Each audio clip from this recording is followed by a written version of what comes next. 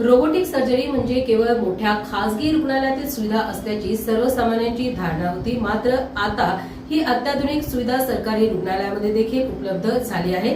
शहरातील शासकीय कर्करोग रुग्णालयात अत्याधुनिक रोबोटिक सर्जरी यंत्रणा कार्यान्वित करण्यात आली आहे.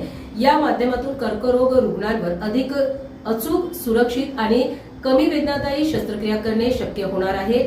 ही रोबोटिक यंत्रणा नेमकी कशी काम करते व तिचे रुग्णांना कोणकोणते लाभ होतात याबाबत जाणून घेऊया.